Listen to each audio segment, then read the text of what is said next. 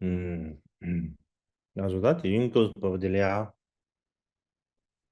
ne, da marango yarche nima chubadi chagyare. Da di yarche Więc dzisiaj mamy szósty dzień da so letnich che nauk na Marnuk.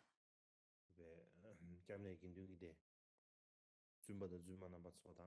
Chciałbym pozdrowić wszystkich, szczególnie społeczności mniszek i mnichów, którzy są jakby głównymi odbiorcami tych nauk, ale też wszystkich, pozdrawiam wszystkich słuchających przez internet. Chciałbym również pozdrowić Tybetańczyków, mieszkańców mojego kraju. Pozdrawiam, przekazuję wszystkim też Telek.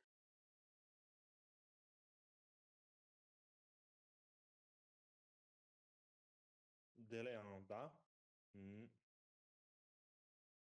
Hazan. Hajete. 你们逆行人里啊，对面哪点个车去？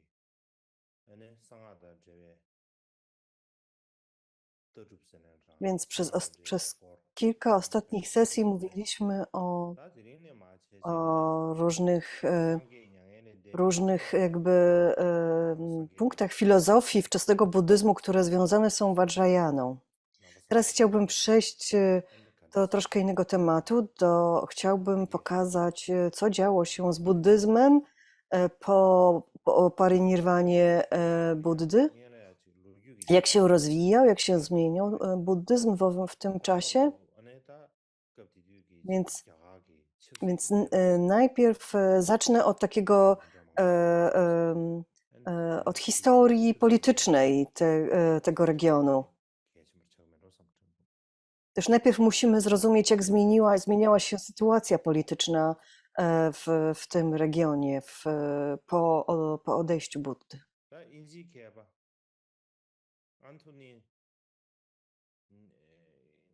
Będę się opierał o historię tego regionu spisaną przez uczonego angielskiego, który nazywał się Anthony Kenny Warder.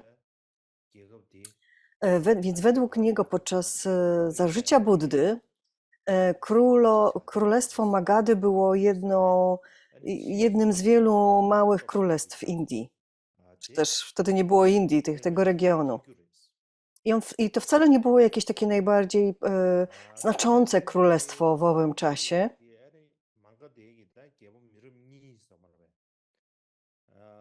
Buddha spotkał dwóch kolejnych królów Magady, Bimbisarę i Chachaciatru. Więc Buddha spotkał tych dwóch kolejnych królów tej Magady. Ale to nie znaczy, że miał jakieś specjalne związki z akurat tym królestwem. Dlaczego? Dlatego, że w owym czasie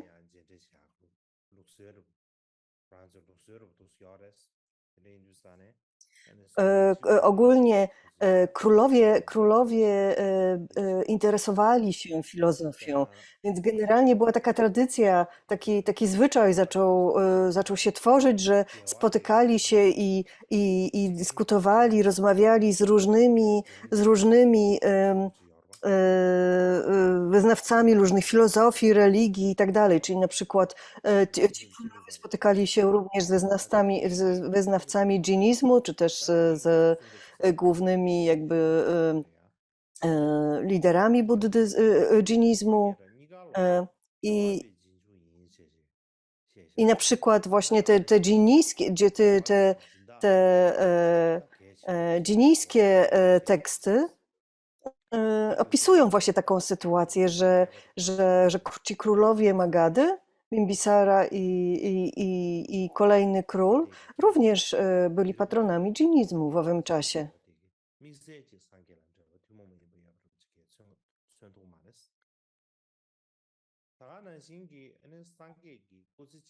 Więc to, że Buddha spotykał się z tymi dwoma królami Magady, nie znaczy, że akurat był bardzo jakoś związany z Magadą. Z różnych tekstów, sutr i różnych innych tekstów wiemy, że Buddha odwiedził 6 różnych tych królestw za swojego życia. Więc w zasadzie buddyzm za życia Buddy rozwijał się głównie poza Magadą, w tych innych królestwach, nie w Magadzie.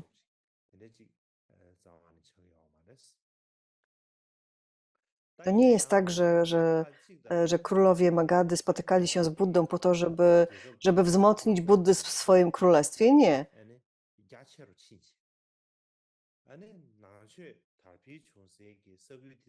Później dopiero, w następnych 150 latach, królestwo Magady zaczęło się wzmacniać i zaczęło obejmować, przejmować terytoria tych pozostałych królestw. Więc chociaż na początku nie było żadnego specjalnego związku pomiędzy Magadą a Buddą czy buddyzmem, z czasem małe królestwo Magady zaczęło się rozprzestrzeniać, zaczęło być coraz większe i większe, zaczęło obejmować właśnie te rejony, w których buddyzm na samym początku się upowszechnił, w którym był obecny. I potem to królestwo faktycznie stało się takim buddyjskim królestwem. Więc pierwszym punktem jest to, że właśnie ta polityczna sytuacja w tym rejonie zaczęła się zmieniać. Właśnie Magadha zaczęła stać się coraz ważniejszym królestwem i obejmować coraz większe terytorium, buddyjskie terytorium w owym czasie.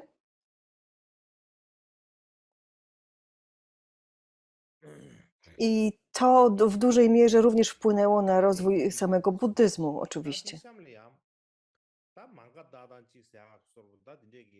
Więc o tym mówił właśnie ten angielski uczony Warder. Więc kiedy mówimy o różnych o królestwach jakby tego rejonu, to było mniej więcej między IV a VI rokiem przed naszą erą. Więc często w sutrach mówi się o Magadzie, mówi się o Kosali, czasami jest to trochę mylące dla czytelników.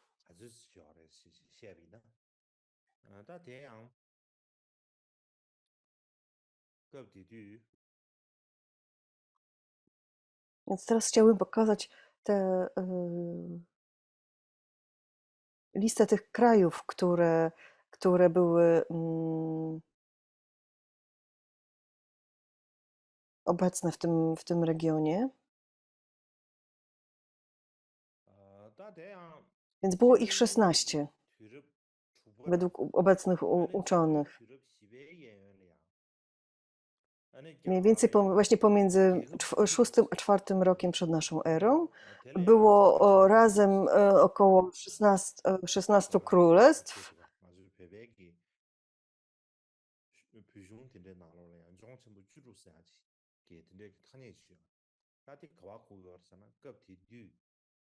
W Tybecie mówi się, że to było 16 wielkich regionów. Natomiast w indyjskich tekstach mówi się, że to były kraje, nie regiony, tylko kraje. Więc, a dlaczego to nie były wielkie królestwa? Dlatego, że niektóre z nich nie były królestwami, były republikami. Były zarządzane w tych niektórych z tych krajów ludzie wybierali swój rząd. Więc niektóre to były królestwa, niektóre republiki. I tutaj mamy listę nazw tych krajów. Nie będę objaśniał każdego z osobna.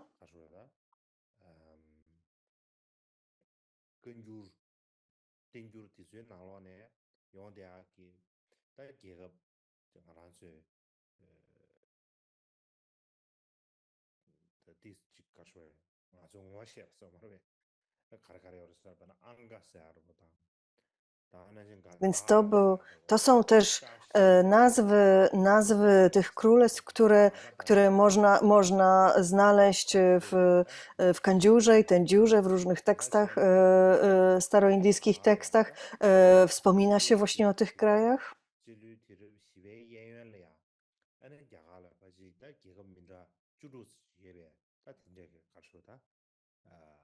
Więc w tym właśnie kilka wieków przed naszą erą było tych kilkanaście krajów Indii.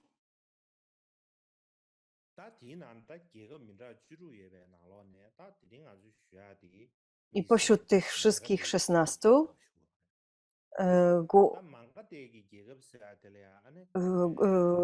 właśnie najczęściej wspomina się o Królestwie Magady.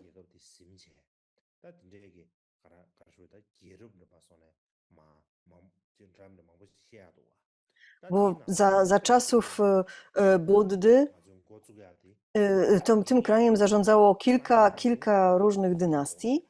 Za czasów Buddy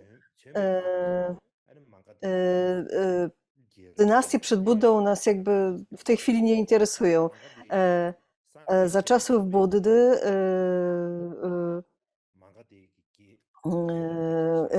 Magadą rządził król Ajatashastu. To była dynastia Haryanka się nazywała.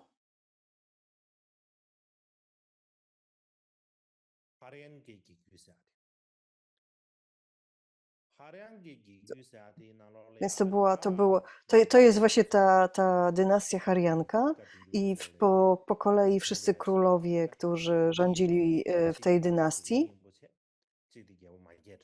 Więc więc w sutrach i siastrach często pojawiają się tych właśnie imiona tych dwóch królów tego, więc to był Ajatashatru i potem był król Bimbiswara, który stał się uczniem Buddy.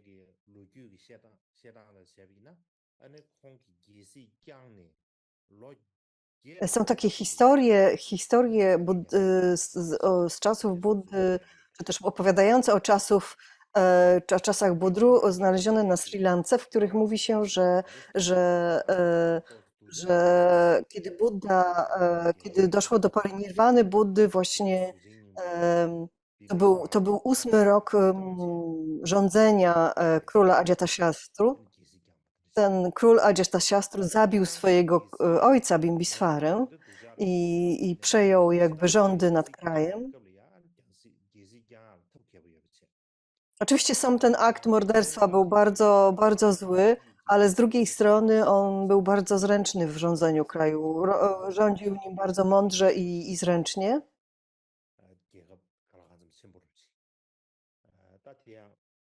Czyli na przykład i w związku z tym przejął całe królestwo Kosali za swoich rządów.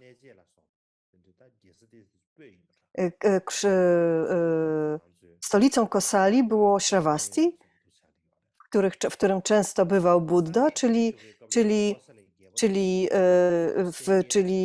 król Ajatashatru, ówczesny król Magadhi, przejął w zasadzie największe królestwo, w którym najbardziej rozwijał się, jakby zagościł się buddyzm,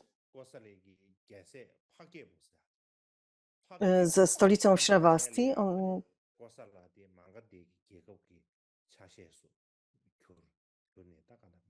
I w ten sposób całe królestwo Kosali stało się częścią Magady i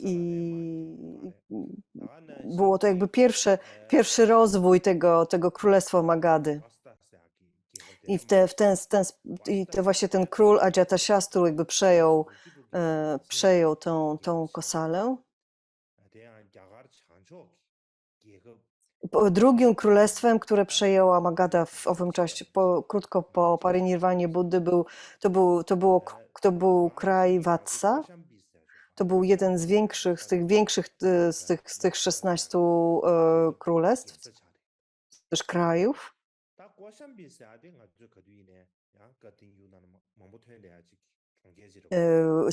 Stolicą Watsy był Kaushambi, o którym również bardzo często się wspomina w sutrach.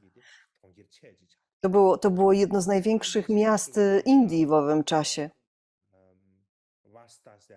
Za czasów Buddy to było szóste największe miasto w Indiach, kiedy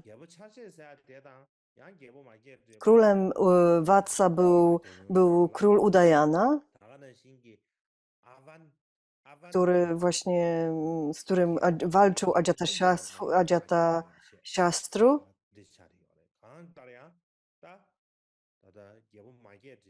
który niestety poległ i przez to Magadha przejęła całe królestwo Vatsa.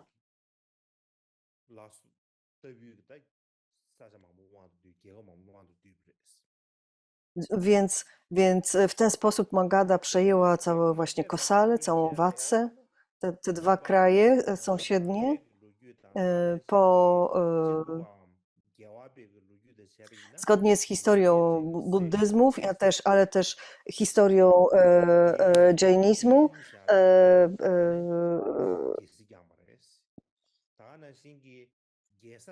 Po jakimś czasie rządy od Ajatashatru przejął jego syn Udayin, który przeniósł stolicę całego tego już teraz większego kraju do Pataliputra, czyli dzisiejsza Patna.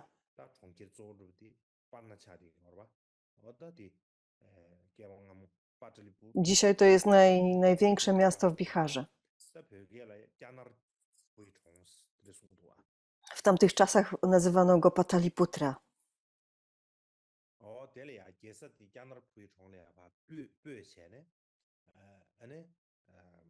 Więc on przeniósł właśnie stolicę do tego miasta i stamtąd rządził całą okolicą, całym krajem. Więc zgodnie z tymi pismami historycznymi, po nim nastąpił król Anuruddha, potem król Munda, potem Nagadasaka. Więc ta dynastia rządziła przez kilka pokoleń. Tutaj jeszcze raz mamy całą listę.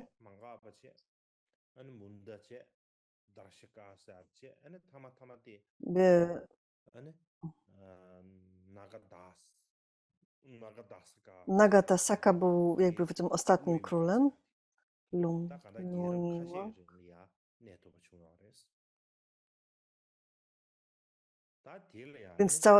Więc tak jak widać, cała ta dynastia rządziła tym regionem przez kilka pokoleń. To była dynastia Haryanka. Potem nastała dynastia Shusanaga.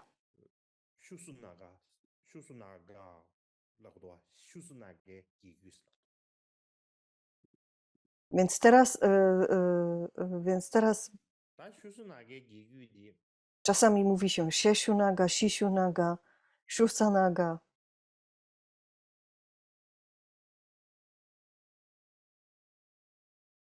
Więc to jest ta dynastia, kolejna dynastia rządząca w tym czasie, w tym regionie. Więc ostatnim królem Haryanki był Nagadasaka, tak jak mówiłem. I on tak źle rządził krajem, że nawet mieszkańcy miast jakby sprzeciwiali się mu i jakby zmusili go do ustąpienia. I ten pierwszy król tej dynastii Shushunaga był wybrany spośród przez mieszkańców miast.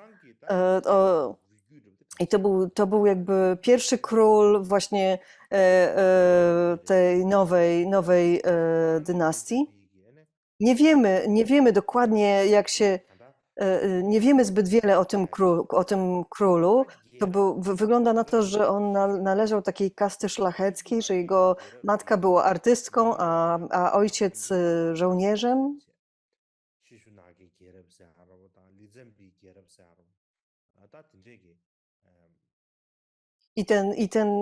I on był najpierw ministrem z takiego ostatniego króla Nagadasaki i został właśnie wybrany jako kolejny władca całego królestwa. I w ten sposób nastała nowa dynastia.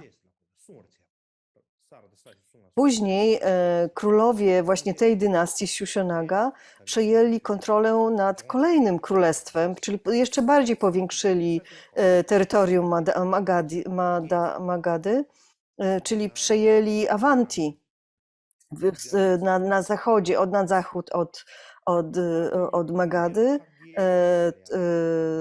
Było takie królestwo Avanti, które oni również jakby przejęli, przyłączyli. Jego stolicą było Udzieni.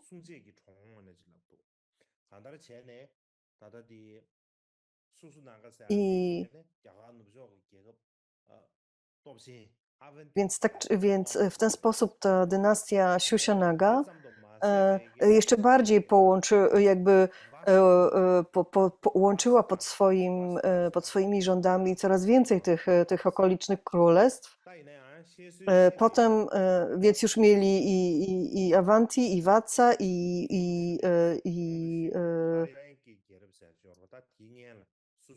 i potem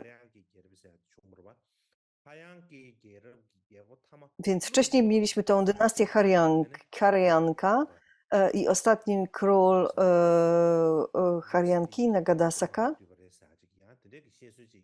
przejął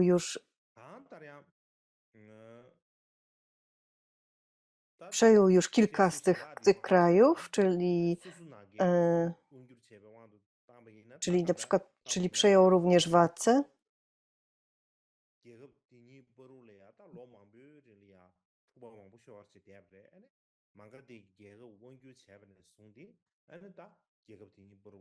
W tamtych czasach pojawiało się bardzo wiele konfliktów w tym regionie.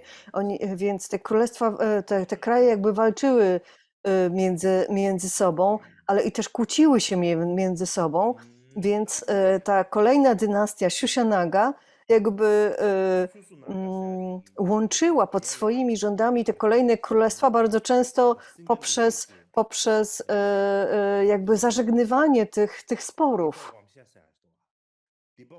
Zgodnie z historią, z tymi historycznymi zapisami odnaleźliśmy na Sri Lance,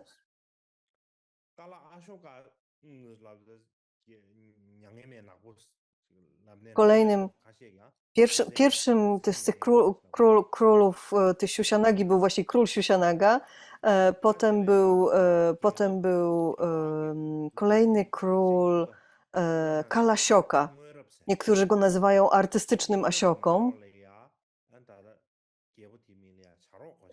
Jak pamiętamy, w tamtym czasie spisano Purany, te indyjskie Purany, i tam tego króla artystycznego Ashoka nazywa się Kukavarną, więc wygląda na to, że to była ta sama osoba, która miała kilka nazywana była kilkoma imionami.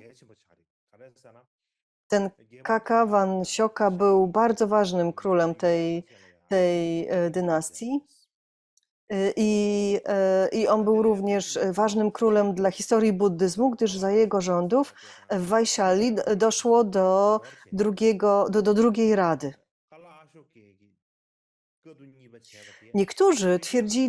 Niektórzy historycy twierdzili, że ta druga rada odbyła się za czasów króla Ashoki. Ale i że to król Ashoka zasponsorował, jakby patronował tej drugiej radzie. Ale bardzo wiele innych szczegółów jakby sugeruje, że to nie był król Ashoka, że to był król Kalashoka. To był inny król. Poza tym wielu historyków również twierdzi,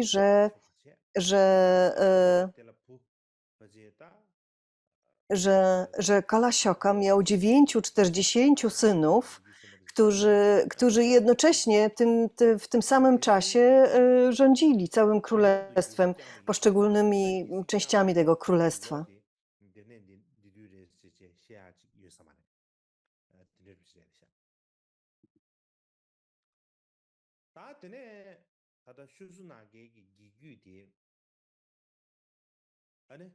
Tak czy inaczej, ta dynastia Shushanaga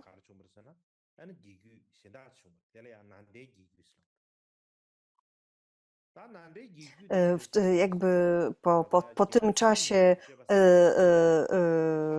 została jakby przejęta przez dynastię Nanda. Głównie to był król Harsha-Charita, który, jak się mówi, podciął gardło królowi Kalashoce, czyli po prostu zamordował króla Kalashokę i przejął rządy nad królestwem, zapoczątkował nową dynastię Nanda.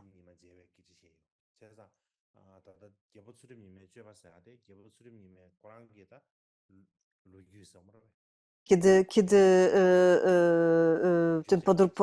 podróżnicy z Chin podróżowali wtedy po Indiach, to jeden z nich, właśnie jeden z tych podróżników, który spisywał swoje relacje z Indii, spotkał króla Harsha Chandę.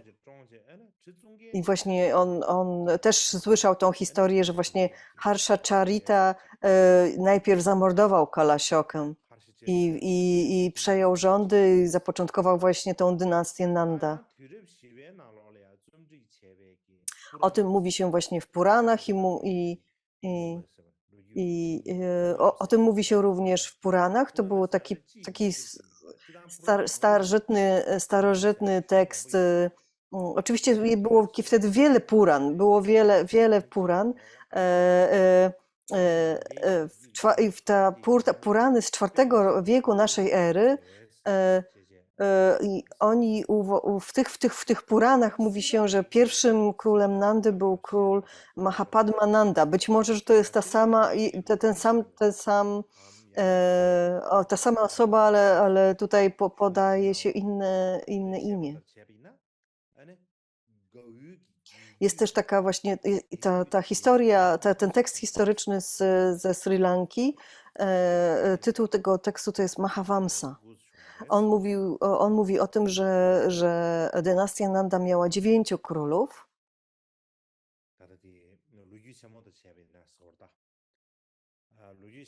którzy wszyscy byli braćmi i rządzili krajem wspólnie przez 22 lata.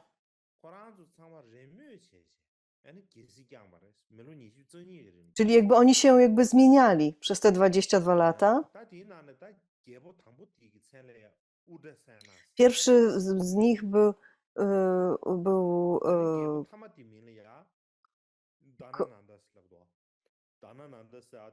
pierwszym z nich był Ugrasena, a ostatnim Dhanananda.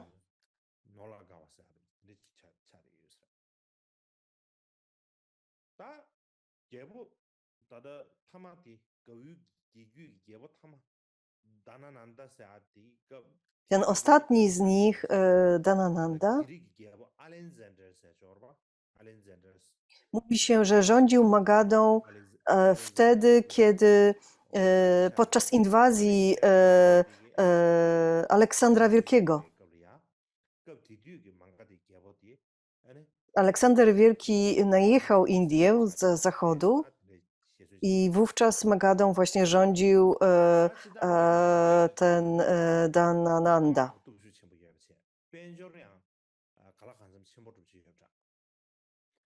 Ta dynastia Nanda była bardzo mocna tak pod względem wojskowym i też, ale nie potrafiła rządzić, wobec czego ludzie byli nieszczęśliwi, nie lubili tej dynastii, nie lubili tych królów.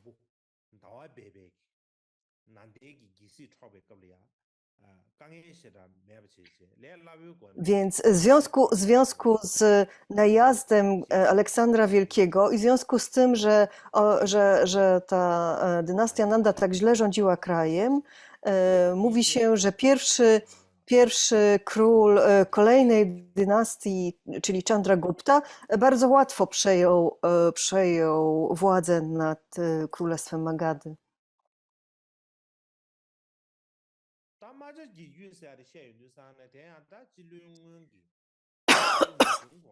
I zapoczątkował w ten sposób dynastię Maurya.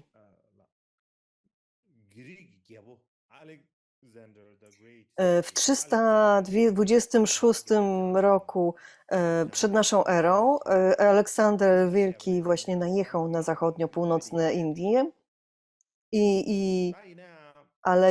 ale jego armia nie była w stanie dotrzeć do centralnej części Indii. Aleksander Wielki zmarł w 323 roku przed naszą erą w Babilonie, czyli 3 lata później. I w związku z tym, i być może, że właśnie z tego powodu jego inwazja nie doszła dalej, ponieważ Aleksander Wielki zmarł.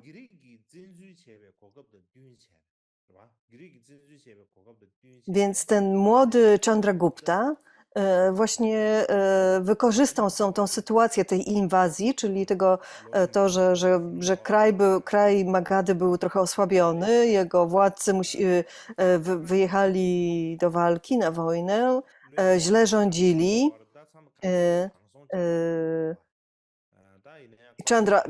Chandragupta miał też takiego asystenta, czy też ministra Chanakya, który się nazywał Chanakya, albo Kautilya czasami się mówi również.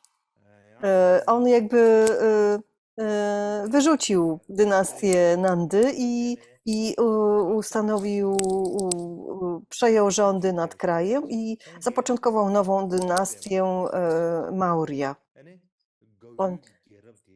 Ci dwaj, Chandragupta i jego właśnie minister, czy też asystent, byli bardzo zręczni w rządzeniu, byli bardzo inteligentnymi ludźmi, którzy bardzo zręcznie przejęli władzę nad krajem, później dobrze, zręcznie rządzili. Ten Chanakya,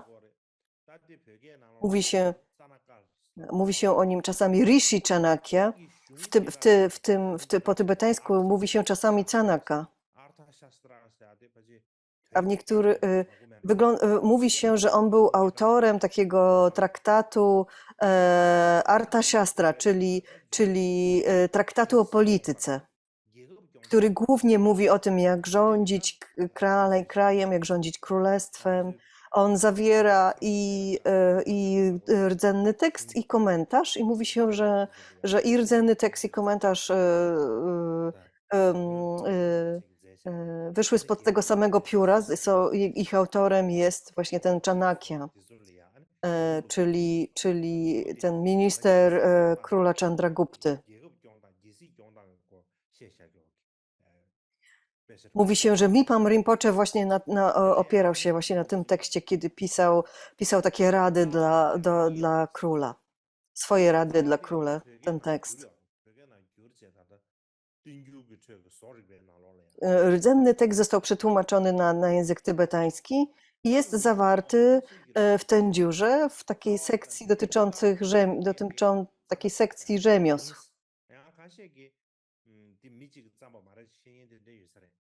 I właśnie większość historyków uważa, że i komentarz, i rdzenny tekst wyszły spod tego samego pióra i że mają tego samego autora.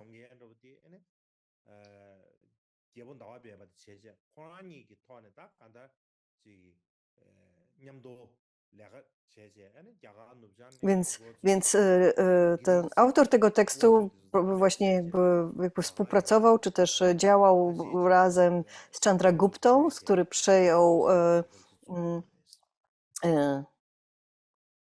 który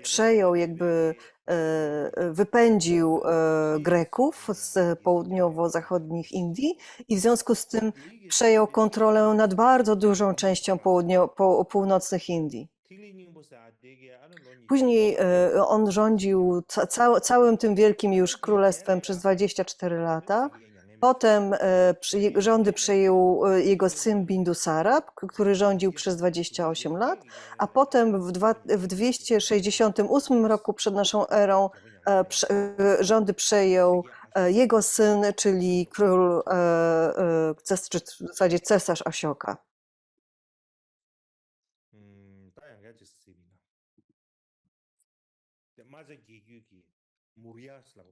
Więc to jest właśnie ta dynastia Maurya. Pierwszym był Chandragupta, potem był Bindusara, a potem był Asioka.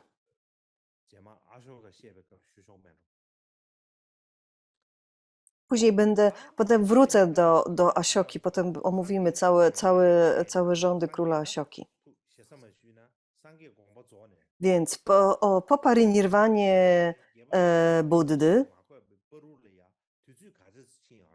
a królestwem Asioki historycy nie zgadzają się co do tego, jak długo ten okres trwał. Są jakby dwie główne teorie. Jedna teoria, ta historia ze Sri Lanki mówi o tym, że to było dokładnie 218 lat.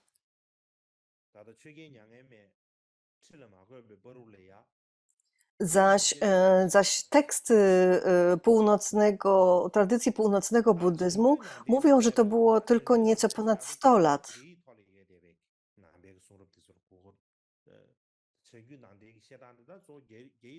I to są te teksty, które przetrwały głównie w tłumaczeniu chińskim. One właśnie mówią o tym, że to było tylko nieco ponad 100 lat.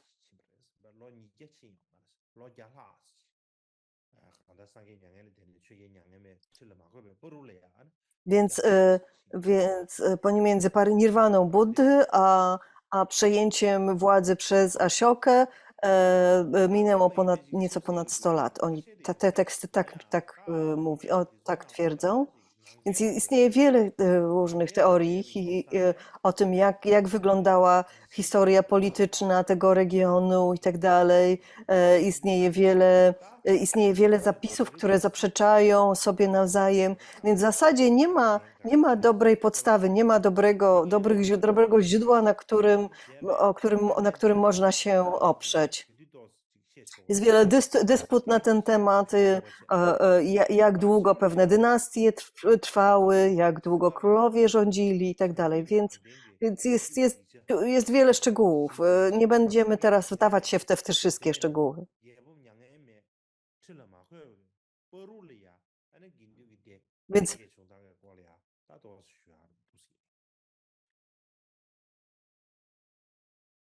Więc tak czy inaczej to jest jakby taka polityczne jakby tło tego, jak buddyzm rozwijał się bo głównie chodzi nam o to, jak buddyzm rozwijał się pomiędzy parinirwaną Buddy a władzą króla Ashoki.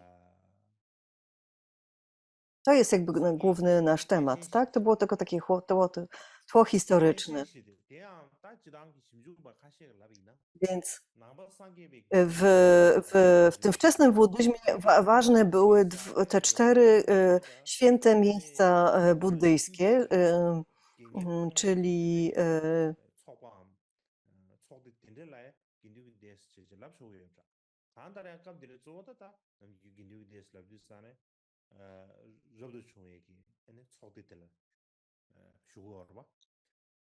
więc to było oczywiście Lumbini, miejsce narodzin Buddy, miejsce Kushinagar, miejsce parinirwany Buddy, które obie znajdują się w północnych Indiach. Oczywiście też Bodh Gaya, czyli miejsce przebudzenia, które wtedy było centralnym Indiami, i Sarnath, gdzie Buddha po raz pierwszy obrócił kołem dharmy. Więc chodzi o to, że buddyzm jakby utrzymywał się wokół, w tych obszarach wokół tych świętych miejsc. Teraz mamy pewien problem techniczny, pewnie chodzi pewnie o baterię.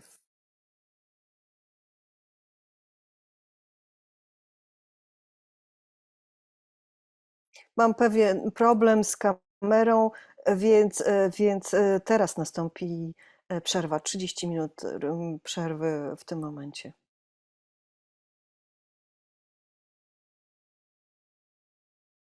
那是不是？他项目里啊，上个两年的特别节个，那难的特别节说，哪不上个被点不的，看这是特别穷不的，这个开销了看这这个团呢，那特别穷不的事情，虚比呢？ Więc chciałbym omówić jakby rozwój buddyzmu po parinirwanie. Więc pierwszą rzeczą, którą należy tutaj wspomnieć,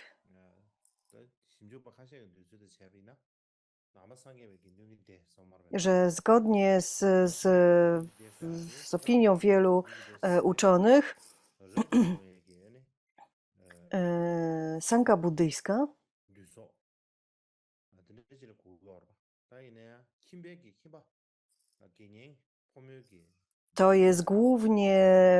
to są głównie mnisi i mniszki. Ale można również zaliczyć tą społeczność świecką, buddyjską społeczność świeczną, ale głównie chodzi o tą społeczność klasztorną.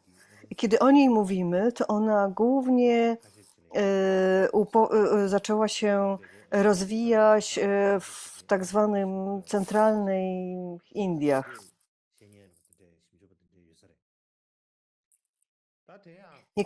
Niektórzy uczeni uważają, że ona zaczęła się upowszechniać również do innych partii Indii, do innych części Indii w tym czasie.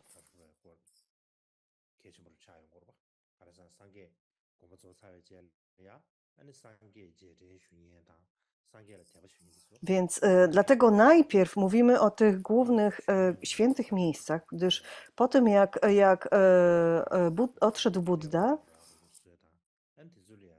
ludzie zaczęli udawać się w pielgrzymki do tych świętych miejsc,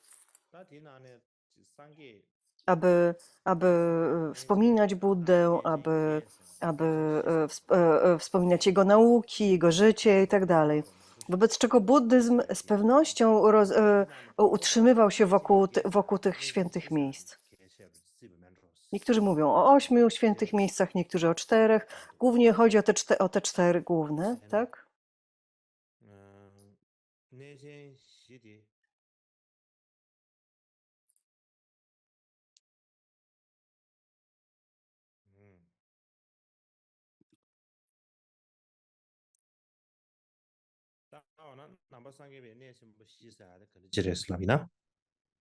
Więc które to są te 4 święte miejsca buddyzmu? Wszyscy je znamy, prawda? Więc pierwszym jest oczywiście Lumbini, czyli miejsce narodzin Buddy. Drugim jest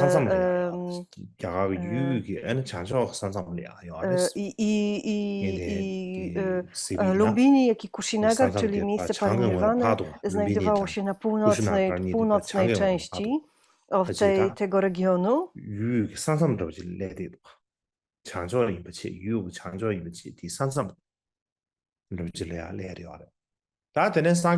Więc to jakby była północna część tego centralnego regionu, tego środkowego regionu, centralnej Indii.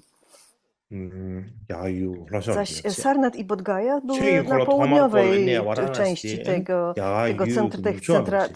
centralnego regionu. Sarnath jest troszeczkę oczywiście na zachód. Więc te 4 miejsca, 4 święte miejsca,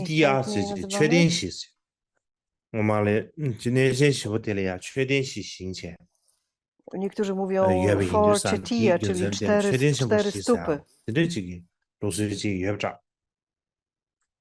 Oczywiście w każdym z tych miejsc znajduje się 이나 stupa, 다 więc 용다를 내신 można je nazywać 4 stopami. 슈거르바 Więc, ale ogólnie nazywa się je 그래인자 4 내신 świętymi 뭐 miejscami 시리 buddyzmu.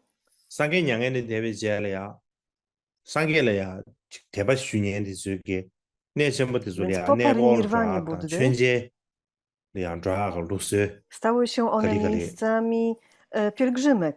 중세에는 타기에서 좋아하고 고추요 그랬어 I ta tradycja rozpoczęła się bardzo 디교선을 wcześnie i 내다 się 다다 내신 뭐 zaczęła 시에 세계 upowszechniać się bardzo 사세들이야 wcześnie. 아니 되메게 나와 상계만 나면 참이나 Dlatego, 아니 dlatego 취직이 całe okolice 왕도 tych, 제베 tych 유유도 4 샤베 알았어 świętych miejsc e, 취직이 em, 왕도 제베 유유서 말아 사직이 왕도 제베 one jakby 네 były takimi, 사실 취직이 왕도 określały 제베 jakby 유유서 나면 ten 그거다 centralny 사직 kraj, czyli 디스 드림도 하다 ten centralny region, często, o 음 którym często się wspomina w naukach buddyjskich.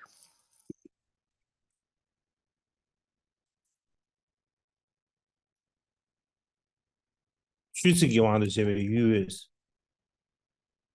음 그다음 그 유유 인바점도 사제샤는 유유 Więc to 인바점도 był jakby taki 마세베게 centralny 아니다 region Dharmy. I nie tylko to były centralne Indie pod względem geograficznym, ale głównie pod względem dharmicznym. To było jakby takie centralne źródło dharmy.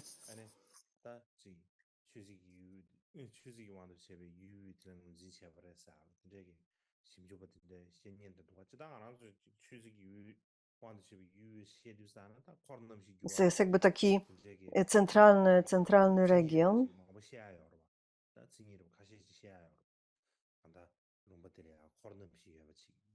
Więc w tym obszarze znajdowały się cztery rodzaje społeczności buddyjskich, tak? Mnisi, mniszki, świeccy praktykujące i świeckie praktykujące. I w tym właśnie regionie głównie rozprzestrzeniał się buddyzm. I do tych wszystkich 4 czy też 8 miejsc ludzie udawali się na pielgrzymkę.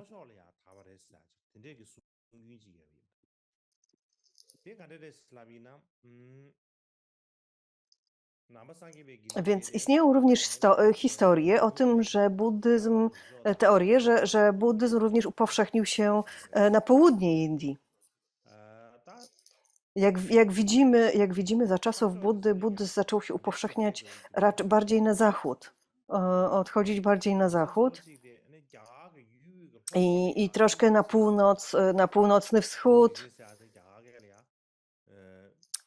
Dlaczego? Dlatego, że na południe od tych miejsc są góry.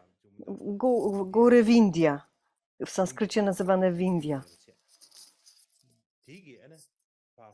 Więc jest to pasmo górskie, zaś na południe, więc na południu było to pasmo górskie, więc trudno było się tam przemieszczać jeszcze bardziej za to pasmo na południe, zaś na wschodzie panowały bardzo wysokie temperatury.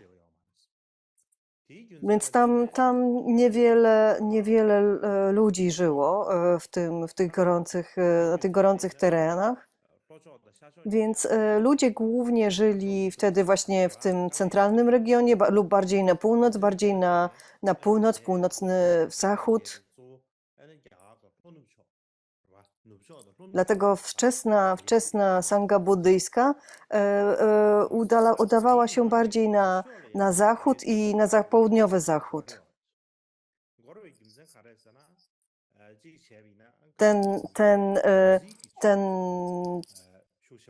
To przemieszczanie się buddyzmu na zachód trwało nieco dłużej, a to dlatego, że na zachodzie Indii ta religia bramińska była bardzo silna.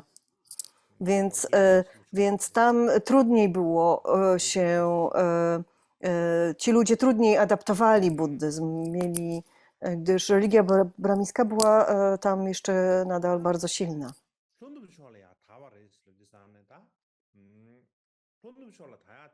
Więc kiedy mówimy o tym, że buddyzm przemieszczał się na południowy zachód, Niektórzy uczeni mówią,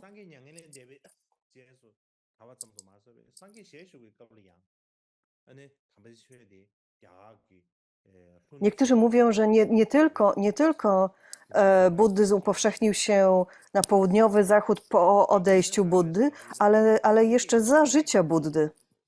Dlaczego, skąd ta teoria się wzięła? Otóż z tego, że Buddha miał takich 10 wielkich uczniów. Często mówimy o 8, ale było też ich 10. A w tradycji Theravādzie mówi się o 10. My mówimy o 8, w Theravādzie mówi się o 10. Więc to nie jest jakby termin znany w buddyzmie tybetańskim, tak czy inaczej, ale w Theravādzie i w buddyzmie chińskim mówi się o tym, że było 10 wielkich uczniów Buddy i jednym z nich był Mahakaccana.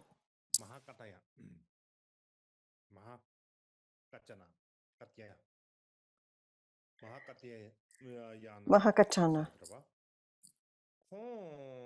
albo Mahakatyayana. I ten uczeń Buddy urodził się w królestwie Avanti.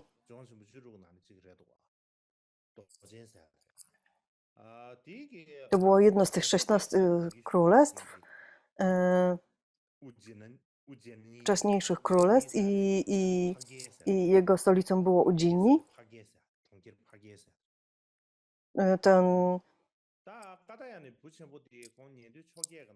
Więc ten Mahakaccana jakby wyedukował się w dharmie, tak przyjął wiele nauk od Buddy i był bardzo dobry w wyjaśnianiu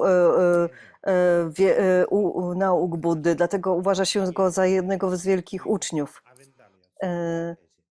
Więc on osiągnął stan arhata, ucząc się od Buddy, a po czym powrócił do swojej ojczyzny w Avanti i zaczął nauczać ludzi w tym królestwie.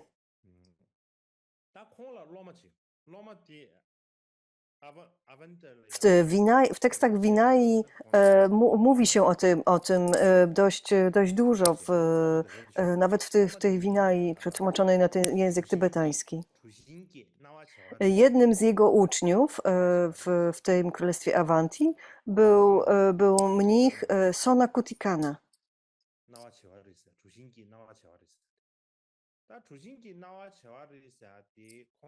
Tak się nazywał, Sonakutikana. Więc Sonakutikana postanowił również spotkać Buddę, więc udał się do Shravasti, aby zobaczyć Buddę.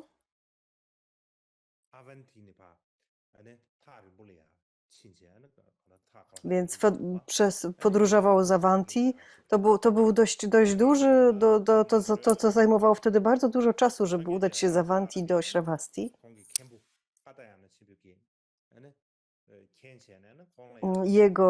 Więc jego nauczyciel Mahakatyayana, wiedząc, że ten uczeń Sonakutikana chce się udać do Buddy, więc poprosił, aby ten poprosił Buddę, zapytał Buddę zadał mu kilka pytań dotyczących Vinai i przywiózł z powrotem te odpowiedzi od Buddy.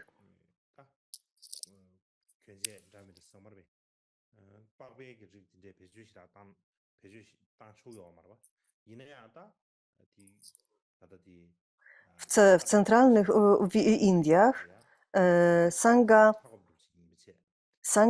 sandze nie wolno było nosić niczego zrobionego ze skóry. Natomiast w Avanti, skąd pochodził Kutikana, noszono jakieś części garderoby zrobione ze skóry. Więc tego dotyczyły również te pytania, dotyczące Vinai. Sona Kutikana chciał się dowiedzieć, jakby, co z tym zrobić, jak rozwiązać te dylematy związane z wyrobami ze skóry. Więc Sona Kutikana, ten uczeń, z jednej strony on spotkał swojego nauczyciela w Avanti, ale sam urodził się jeszcze bardziej na południowy zachód, czyli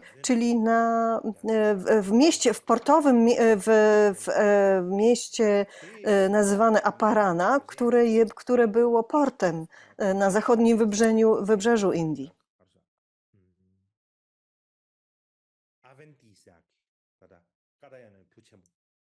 Więc on urodził się jeszcze bardziej na południowy zachód od Avanti.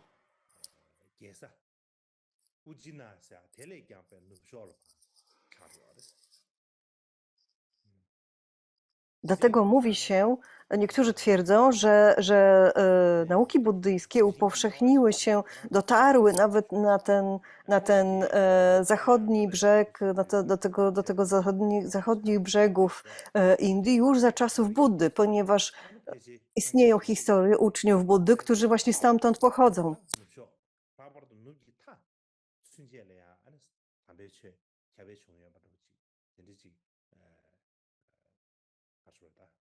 Stąd wzięły się właśnie te historie, że za czasów buddyzm dotarł aż właśnie na ten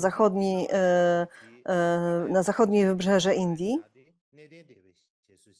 I historia tego Sona Kutikany właśnie jest takim potwierdzeniem tej teorii.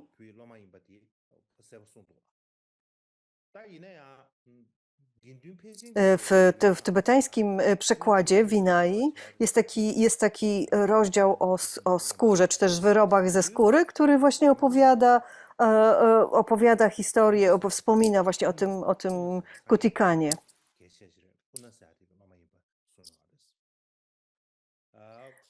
Z drugiej strony w Vinai Mahasangiki, szkoły Mahasangiki, Sona Kutikana był uczniem innego wielkiego ucznia Buddy, czyli Purany. A Purana urodził się w regionie Suparaka albo Sopara, bo to miejsce jakby ma dwie nazwy, Suparaka albo Sopara. I to miasto również leżało na zachodnim wybrzeżu Indii. To również było miasto portowe na zachodnim wybrzeżu Indii. Więc tak czy inaczej, którąkolwiek wersję tej historii Kutikany weźmiemy, to ona łączy się właśnie z jakimś miastem portowym na zachodnim wybrzeżu Indii. Więc ten Kutikana, mówi się, że ten Kutikana również osiągnął stan Anahata i wrócił właśnie do swojego kraju, tam gdzie się urodził. I w tym miejscu tam później Ashoka postawił jeden ze swoich filarów.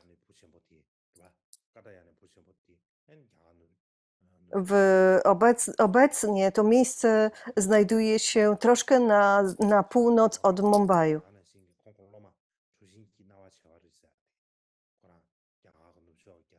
Więc mówi się właśnie, że ten Kutikana upowszechnił nauki buddyjskie właśnie na tym zachodnim wybrzeżu Indii, jeszcze za czasów Buddy.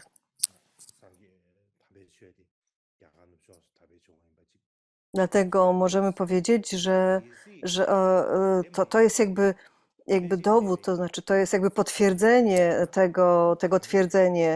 tego twierdzenia. Więc z jednej strony mamy historię Kutikany, który urodził się na tym zachodnim wybrzeżu, albo że Kutikana był uczniem Purany, który urodził się na zachodnim wybrzeżu. Tak czy inaczej, historia prowadzi właśnie do tego miejsca portowego na zachodnim wybrzeżu Indii i że i że tam nauki Buddy dotarły jeszcze za jego życia.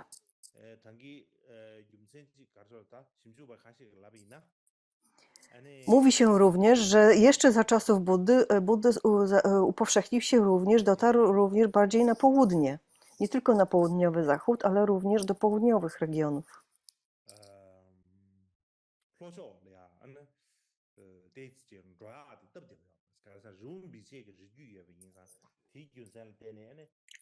Tak jak mówiłem, to nie było udanie się na południe, nie było łatwe, ponieważ ten okręg centralny od południowego odgradzało pasmo gór, odgradza do dzisiaj pasmo gór, ale istnieje taka historia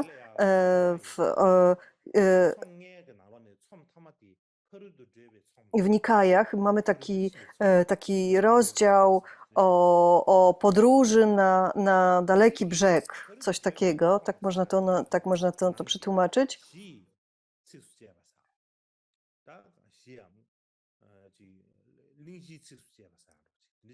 Więc na początku jest właśnie taka jakby taka historia opowiadająca tło tych nauk, tak? I to tło właśnie, ta historia mówi o tym, że w tych górach płynie rzeka Godavari. To jest druga najdłuższa rzeka w Indiach. Godavari jest tak jakby druga najdłuższa po Gangesie.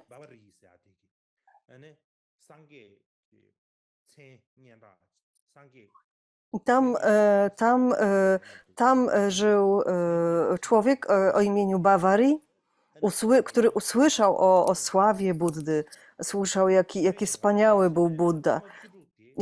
I to był Brahmin, który miał 16 uczniów, więc wysłał tych swoich młodych 16 uczniów, żeby spotkali tego Buddę.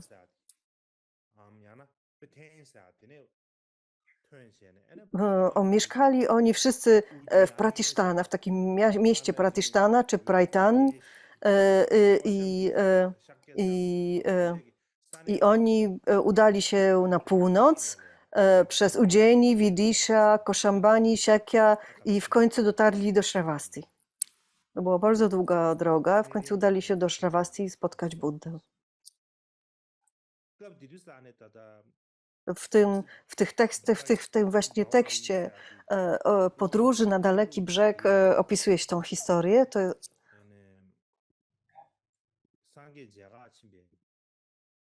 Więc tych 16 młodych Brahminów, uczniów Bawariego, spotkało Buddę, a droga, jaką przybyli, pokażę wam na mapie.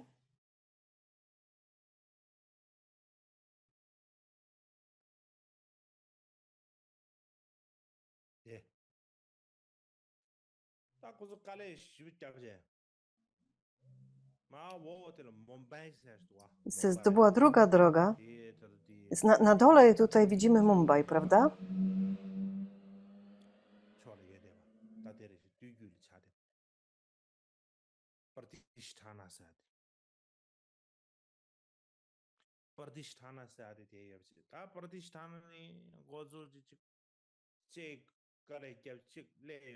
Więc tam powyżej jest drugim miejscem, jest właśnie Pratishtana.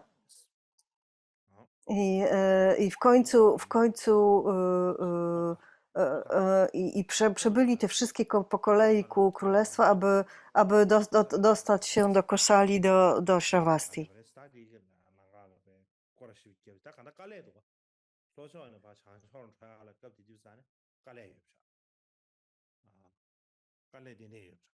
Więc przybycie do Buddy z południa Indii było bardzo trudne.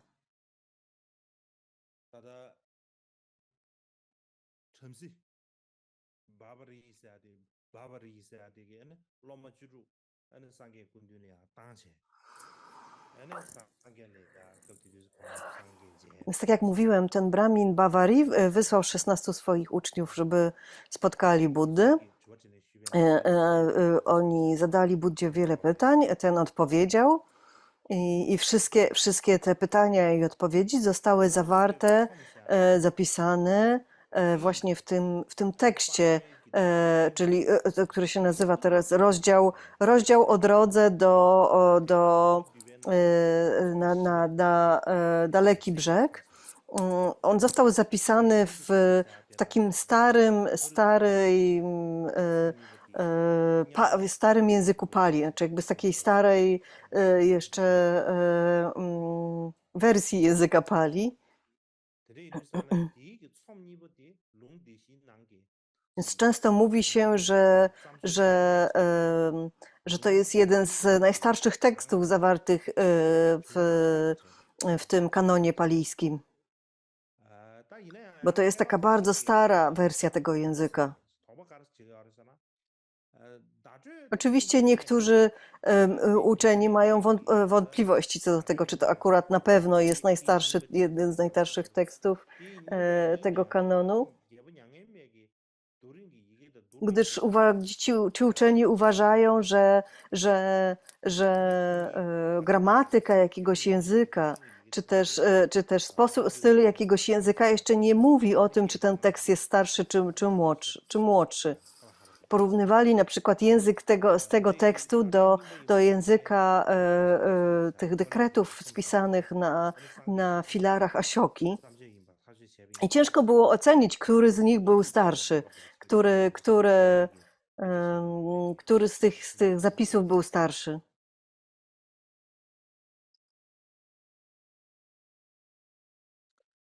Dlatego ciężko jest powiedzieć, czy ten rozdział o tej podróży na daleki brzeg faktycznie został spisany, na przykład, czy powstał za czasów Buddy, czy tuż po odejściu Buddy, bo ciężko powiedzieć. Więc tak czy inaczej ta historia tej podróży i tego, skąd pochodzą ci młodzi bramini i tak dalej, to było jakby takie tło, taki początek, wstęp do właściwej sutry, tak? Do tekstu sutry.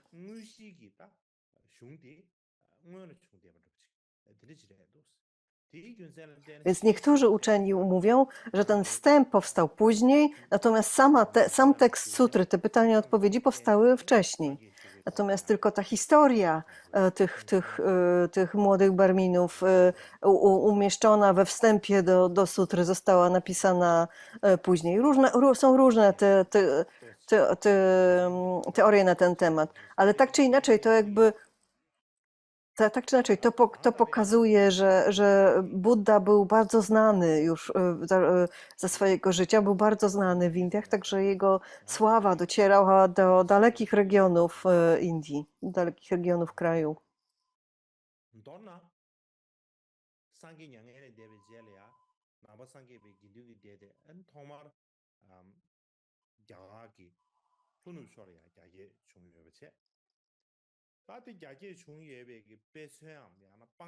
Więc podsumowując, Sanga najpierw upowszechniała się na południowy zachód.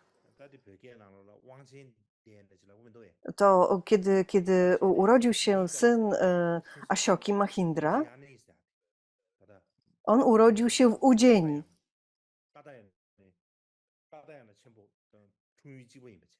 To jest to samo miejsce, w którym urodził się Mahakatyana. Mahakatyana, czyli na południowy zachód. I Mahindra później przeniósł buddyzm na Sri Lankę, tak, w języku palijskim.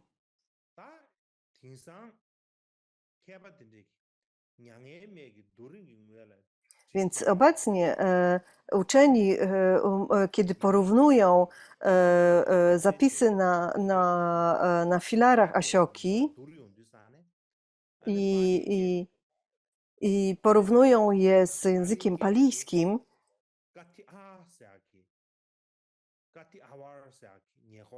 Na przykład te edykty kamienne w Ginar i w różnych innych miejscach,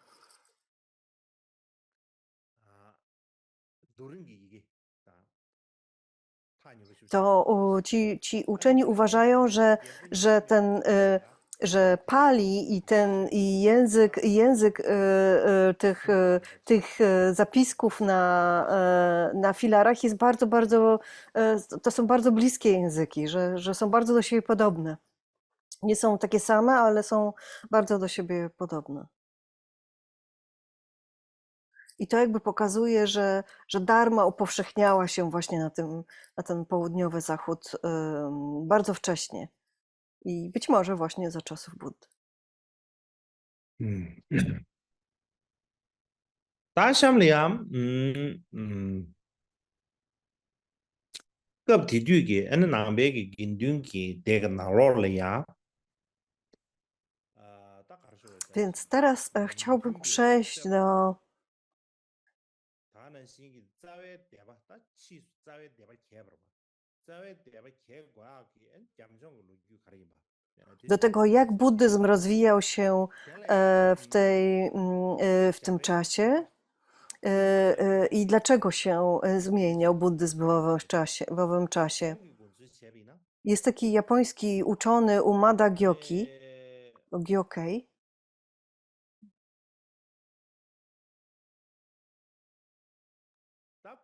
który właśnie opisał jakby trudności, jakie sanga buddyjska w owym czasie przechodziła, jakie napotkała przez ten okres.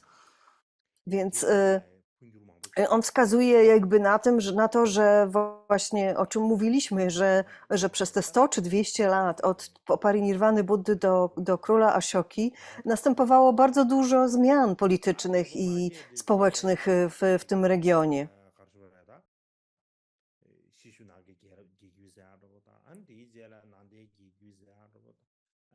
Więc były te kolejne dynastie, kolejni królowie, jakby różne miejsca, w których zakorzenił się buddyzm, zmieniały swoich rządców, tak swoich królów.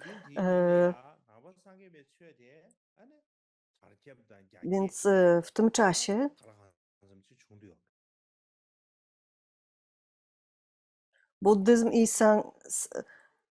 buddyzm i sanga buddyjska jakby faktycznie byli obecni w całym tym wielkim królestwie, w całym tym centralnym regionie. Pomyślmy, 100 czy 200 lat to jest dość długi okres czasu, tak? Wiele zmian może się spójrzmy na to, co się stało, gdzie był świat w XVIII czy w XIX wieku. Sporo zmian zdarzyło się od tamtej pory, prawda?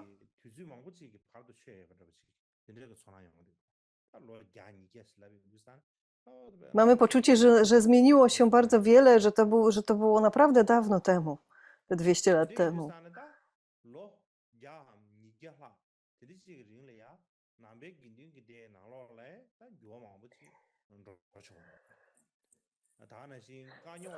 Więc 100 czy 200 lat to jest bardzo dużo, to było bardzo dużo również wówczas. Było przez ten cały czas było bardzo dużo dysput, bardzo dużo zmian w sandze, pojawiło się bardzo wiele problemów. Z czasem pojawiło się coraz więcej takich sfar, jakby kłótni co do tego, jak interpretować pewne nauki Buddy.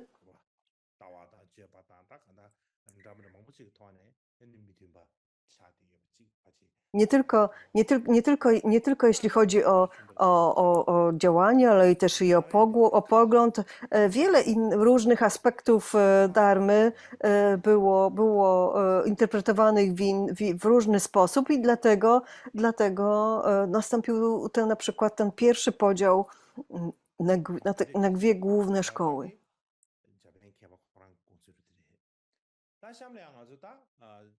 Więc ten japoński uczony Umada Gyokei mówi,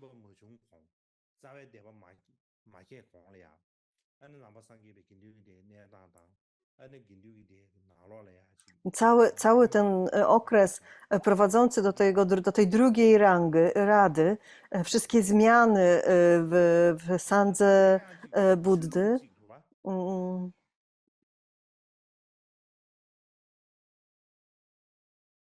mm,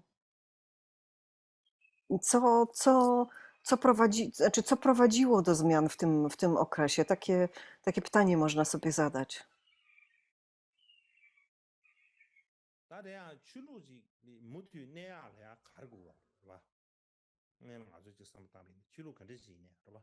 Więc co religia potrzebuje, żeby przetrwać? Na czym się opiera? Co jest jej sednem? Jeżeli religia ma przetrwać i kwitnąć na świecie, to jakie warunki są jej potrzebne? Więc po pierwsze musi mieć nauczyciela, tak? Musi mieć głównego lidera, propagatora, czyli musi mieć nauczyciela, musi mieć religię, czy też naukę, którą ten nauczyciel przekazał i musi mieć naśladowców, tak? Którzy będą praktykować tą naukę. W buddyzmie to jest Buddha, Dharma i Sangha, 3 klejnoty.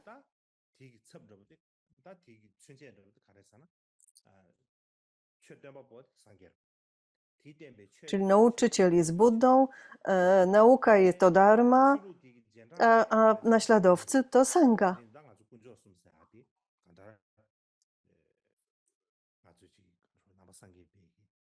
Więc teraz nazywamy to 3 klejnotami.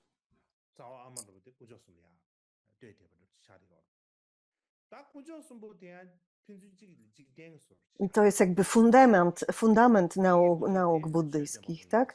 I one od siebie, one wszystkie te 3 klejnoty zależą od siebie nawzajem. Oczywiście podstawą jest Buddha, on jest jakby źródłem, podstawą 3 klejnotów, on jest jakby podstawowym 3 klejnotami. Dharma jest tą nauką, którą Buddha przekazał.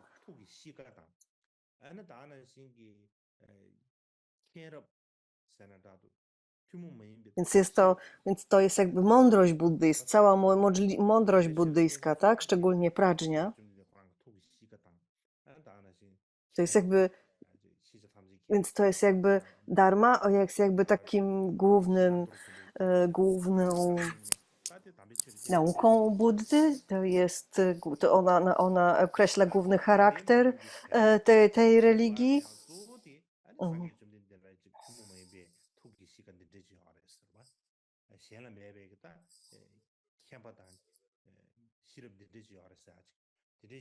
Więc dharma jakby opisuje to, czym była mądrość Buddy, czy jaki charakter miały jego nauki. Zaś Sangha ma określone, to są naśladowcy Buddy, więc gdyby nie było Buddy, to by nie było Sanghi również, więc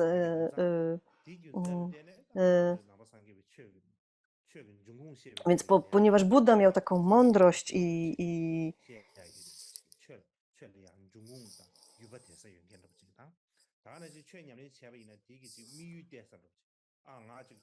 więc Buddha jest tym źródłem nauki, źródłem dharmi i źródłem sanghi. I Sangha ma naśladować te nauki, ma być takim przykładem dla reszty. I Buddha, po tym jak Buddha odszedł w pariniirwanę,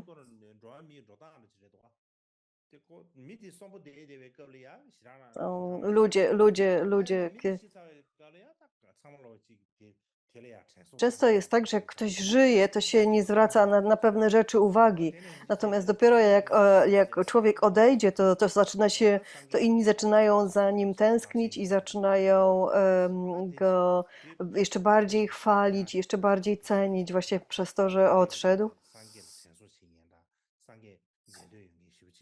Więc aby upamiętnić, więc ludzie chcieli upamiętnić Buddę, chcieli wspominać Buddę.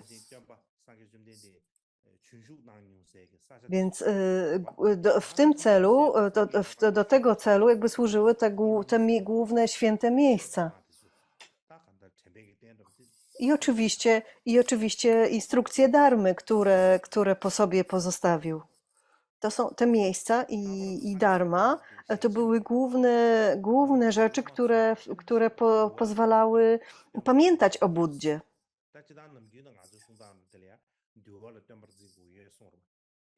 Buddha sam powiedział, że kiedy on odejdzie, to instrukcje dharmy i vinaya będą dla nich nauczycielem.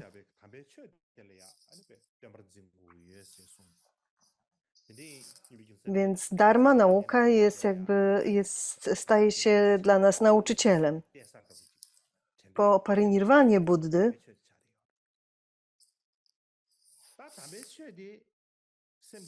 ludzie głównie skupili się na dharmie.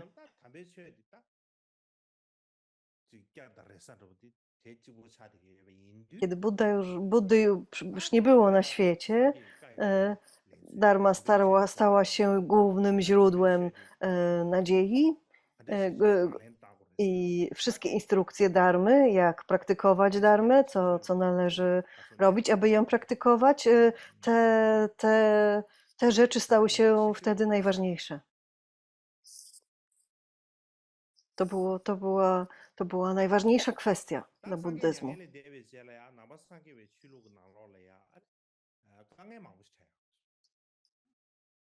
Dlatego pojawiło się bardzo wiele problemów.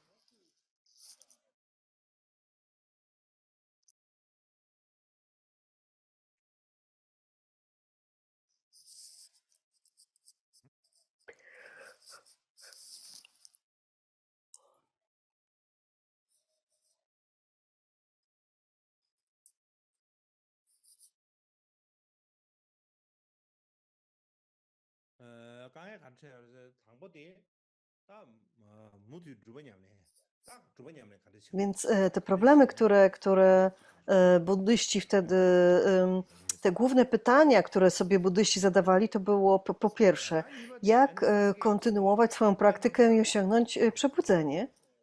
A drugie pytanie, są w filozofii Buddy, który Buddha po sobie pozostawił, są pewne luki. Więc to jest jakby objaśnienie akademickie, tak? Że najprawdopodobniej Buddha za swojego życia głównie skupiał się na praktyce, głównie przekazywał instrukcje do praktyki, nie przekazywał całego pełnego poglądu w formie takiej filozofii. Ponadto dostosowywał swoje nauki do zdolności słuchających, do zdolności uczniów, wobec czego w całym poglądzie, w całej buddyjskiej filozofii w owym czasie istniało bardzo wiele luk. Buddha chciał przekazywać nauki, które będą proste, które można łatwo wprowadzić w praktykę.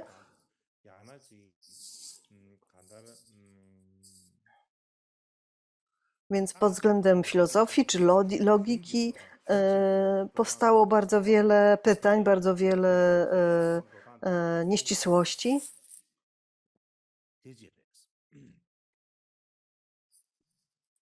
Więc te elementy, te luki trzeba było czymś wypełnić, trzeba było jakoś odpowiedzieć na te pytania. Trzecim problemem było to, że ludzie zaczęli mieć pewne wątpliwości co do mądrości Buddy, mocy Buddy, nirwany Buddy. Więc jeżeli ludzie mają wątpliwości, to jak mamy na te wątpliwości odpowiedzieć? Czy na przykład jak odpowiedzieć na pytania, czy mądrość Buddy przeminęła, czy jego moce były ograniczone? Jak odpowiedzieć na takie pytania?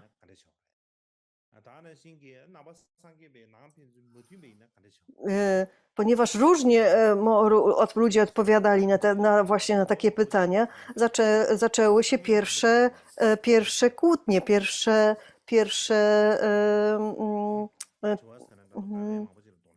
pierwsze różnice pomiędzy różnymi grupami Sangi.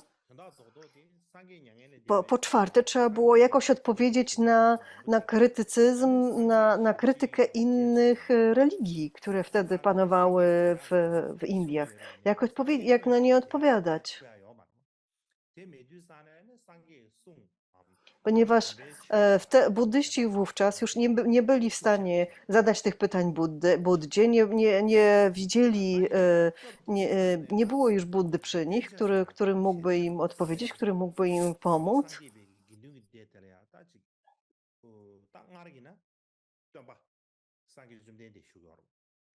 Wówczas sangha buddyjska,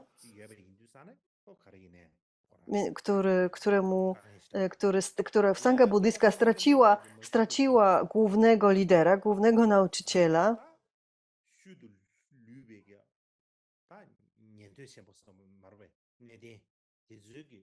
wobec czego w sandze sangha musiała się na kimś oprzeć, więc zaczęła się opierać na starszyźnie, na najstarszych uczniach, którzy stali się sami nauczycielami. W związku z tym jednomyślność, ponieważ było ich wielu, jednomyślność całej sangi przepadła. To już nie był taki połączony, więc dodatkowo sanga zaczęła się przemieszczać geograficznie, tak, do różnych regionów, do różnych krajów, do różnych królestw. Pomiędzy tymi regionami, w których ta sangha zaczęła mieszkać, istniało bardzo oddzielała ich duża odległość. Nie było wtedy takich sposobów komunikacji, jakie mamy teraz. I mało tego, w tych różnych regionach panowały różne lokalne zwyczaje, różne lokalne tradycje. Więc cała ta społeczność buddyjska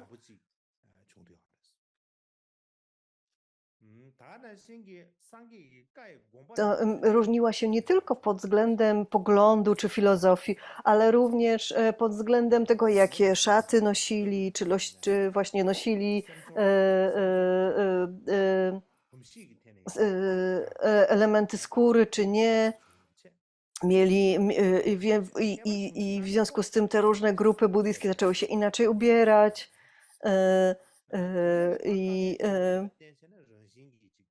I pojawił się problem, czy te grupy buddyjskie jakby zaakceptują swoje różnice, jak się pogodzić, jak je pogodzić. Zaczęły się, w związku z tym naturalnym było, że cała ta grupa zaczęła się rozpadać na poszczególne szkoły. W zasadzie nie było innej opcji.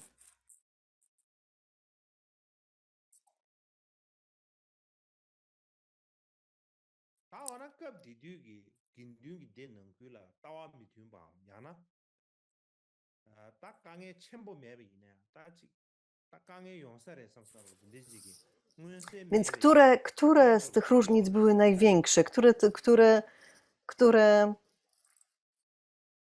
I w jakich okolicznościach powstały?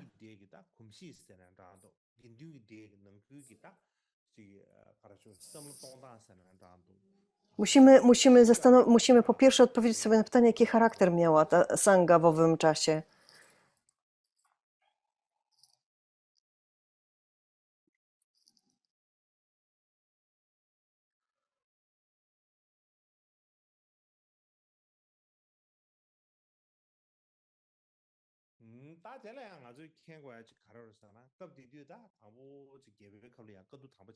Więc po pierwsze musimy zrozumieć, że kiedy odbyła się pierwsza rada, ta rada się zakończyła, I była dużym sukcesem, można powiedzieć, tak? E,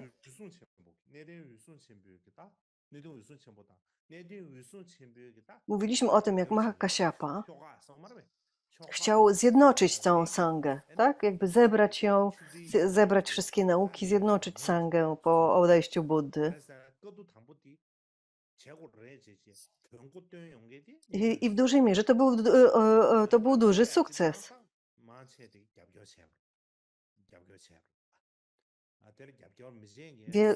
Większość zebranych na tej pierwszej radzie wspierała Mahakasiapę, zgadzała się z nim.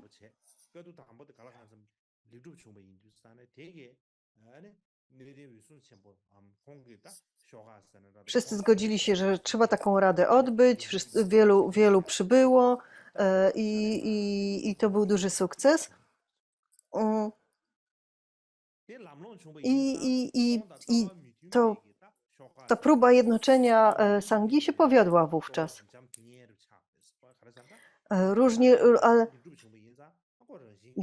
Więc różni ludzie już wtedy mieli wiele różnych pomysłów, różnych idei, ale pogodzili się podczas rady, jakby zgodzili się ze sobą. Mahakasiapa urodził się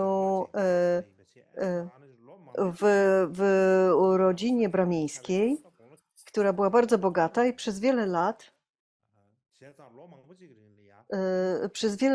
praktykował tą religię bramińską, więc spotkał Buddę dość późno, kiedy był już starszy. Wcześniej praktykował hinduistyczne religie. Dopiero pod koniec życia spotkał Buddę i stał się bardzo ważnym, jednym z najważniejszych z jego uczniów.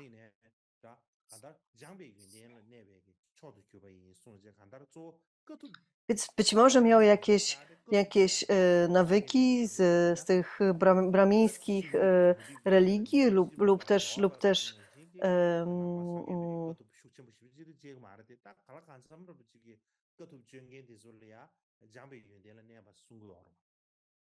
i ta surowość religii buddyjskiej była więc on był Mahakasiapa w związku z tym w religii religia buddyjska nie była aż tak surowa w swoich regułach jak te bramińskie religii, Jainism czy hinduizm. Tam te reguły były dużo bardziej takie surowe i Mahakasiapa być może, że właśnie dlatego, że wywodził się z tych religii, był takim stworzył taką frakcję buddyjską dość konserwatywną, miał takie dość konserwatywne poglądy, można tak powiedzieć. Więc tak czy inaczej, w tamtym czasie zaczęły już po pierwszej radzie było wyraźnie widać, że buddyzm rozbija się na takie trzy frakcje. Mahakasiapa reprezentował tą bardziej konserwatywną.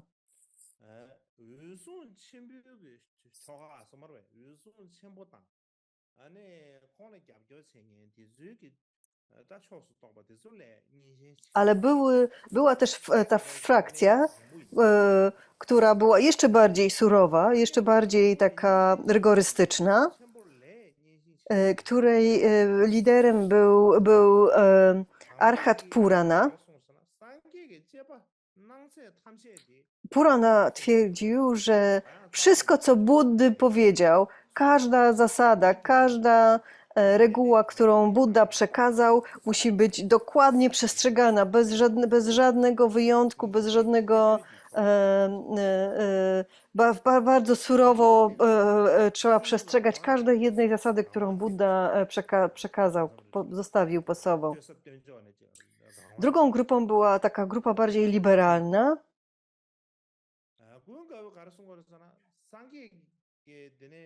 którą reprezentował Ananda.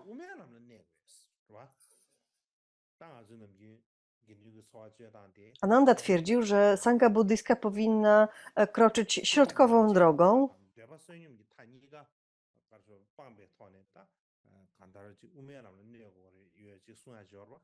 Bo gdy on uważał, że Buddha nauczał, że nie wolno popadać w skrajności. Ani nie wolno być zbyt surowym, ani zbyt restrykcyjnym, ani zbyt zrelaksowanym i leniwym. Trzeba znaleźć środek, środkową ścieżkę w tym podejściu. I to była grupa Anandy. Trzecia grupa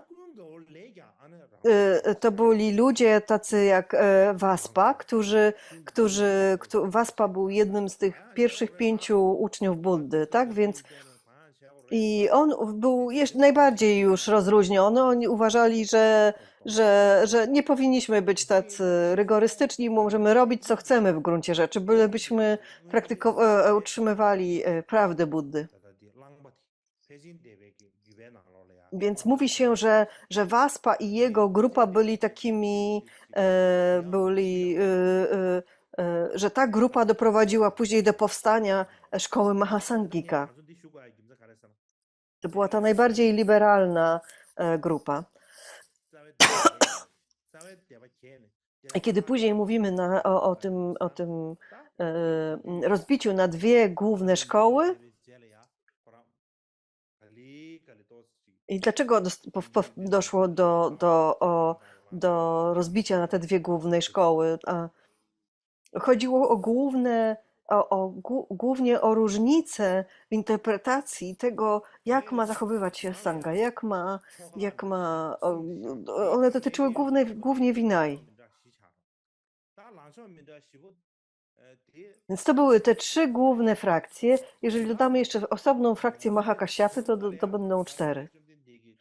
W zasadzie te frakcje, oczywiście oni wszyscy starali się naśladować Buddę i stosować instrukcje Buddy, ale inaczej postrzegali metody, sposoby życia, sposoby bycia,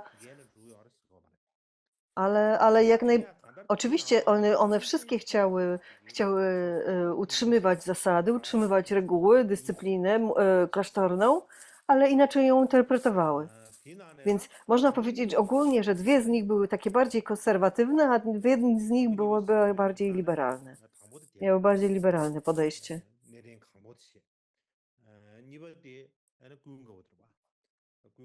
Więc tak jak powiedziałem, była frakcja Purany i Mahakaśyapy. One były bardziej konserwatywne w swoim podejściu, interpretacji zasad.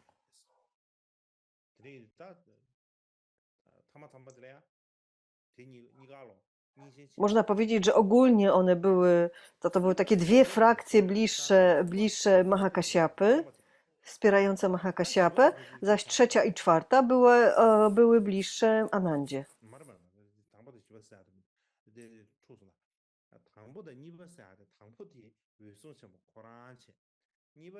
Więc pierwsza frakcja Mahakaśyapy, druga Purany.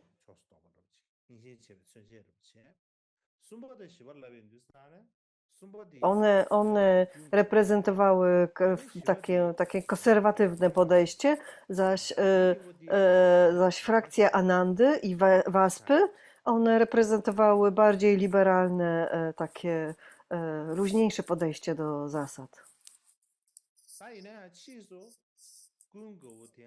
Później strona Anandy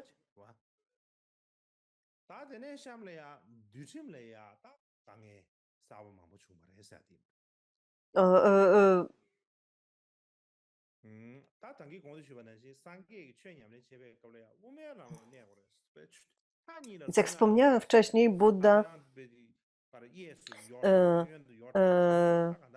więc niektóre grupy właśnie mówiły o tym, że Buddha nie lubił skrajności, wielu restrykcji, nie lubił skrajności lenistwa. Mówił, że powinniśmy utrzymywać środkową ścieżkę i tak praktykować. Podobnie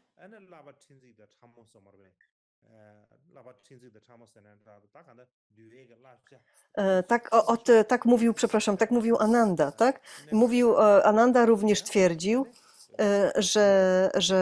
że głównie powinniśmy jakby przestrzegać tych głównych zasad. Te drobniejsze zasady nie są takie ważne. Te drobniejsze zasady można naginać, można przestrzegać lub nie, w zależności od tego, w jakim miejscu jesteśmy, w jakim czasie jesteśmy, w jakim otoczeniu się znaleźliśmy, więc dopasowywać je musimy Ananda twierdził, że dopóki to nie szkodzi naszej praktyce medytacyjnej, dopóki nadal możemy medytować i praktykować, pewne zasady życia, działania, jedzenia, chodzenia, ubioru nie są aż takie ważne.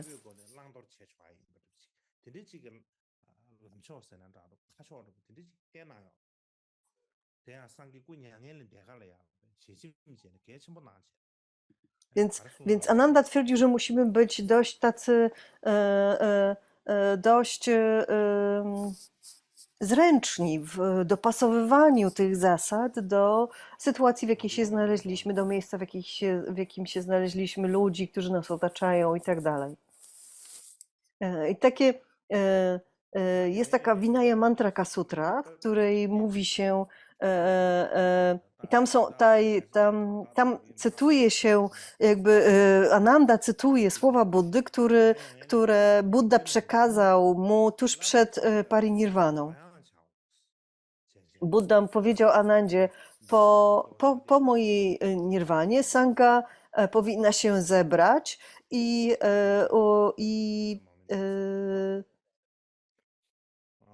ustalić, jak można rozluźnić mniejsze czy też subtelne reguły. Wygląda na to, że Buddha uznał, że to jest ważne, że Sangha powinna się zebrać w jednym miejscu i rozluźnić te mniejsze czy też subtelniejsze zasady, reguły.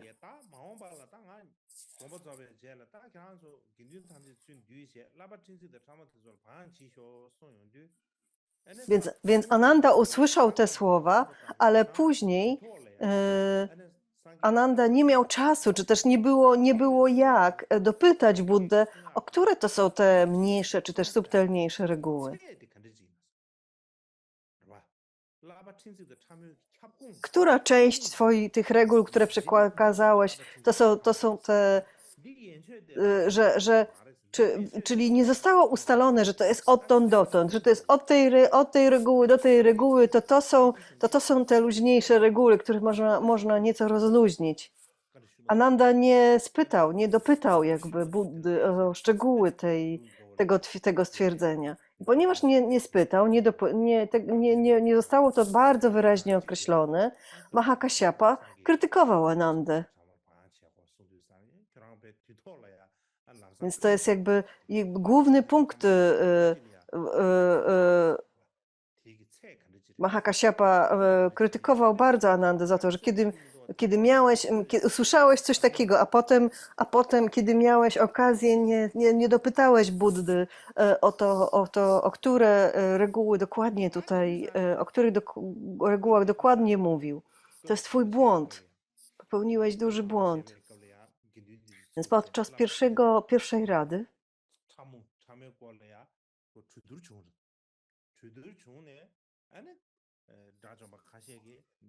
Sangha zaczęła dyskutować nad tym, które to są te mniejsze czy subtelniejsze reguły. I ludzie zaczęli rzucać pomysłami. Myślę, że to chodzi o te reguły, myślę, że to chodzi o tamte reguły i tak dalej. Nie było jednomyślności, nie było żadnego konsensusu, nie mogli się zgodzić co do tego, o które reguły dokładnie chodzi. Ponieważ nie było zgody wśród nich, Mahakasyapa stwierdził na koniec: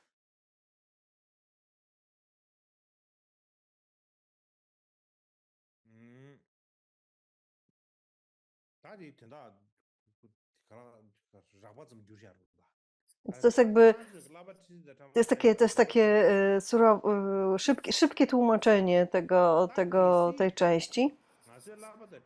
Więc ponieważ oni nie mogli się zgodzić co do tego, które to są te mniejsze, subtelniejsze reguły,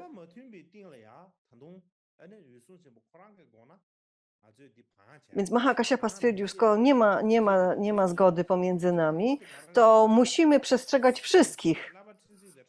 To nie możemy złagodzić żadnych z nich. Problem Poza tym mówił, Mahakasiapa tłumaczył, jeżeli rozluźnimy te mniejsze, drobniejsze, subtelniejsze reguły, to nie buddyści zaczną nas krytykować. Oni powiedzą, zobaczcie, Buddha odszedł i jego nauka również odeszła. Jego nauka była jak ogień, jak płonące się drewno. Wybuchło wielkim płomieniem, potem zgasło.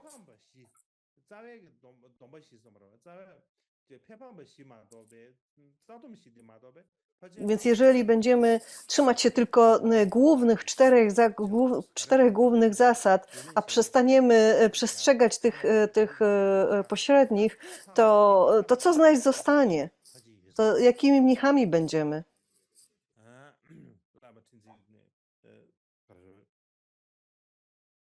Więc wszyscy się zgadzali co do tego, że te cztery główne, czy też rdzenne ślubowania, rdzenne reguły, że ich nie można zmienić. Znaczy chodzi głównie o te cztery, ale najprawdopodobniej chodziło również do tego, należało dodać alkohol, znaczy też używki, jakie istniały wówczas.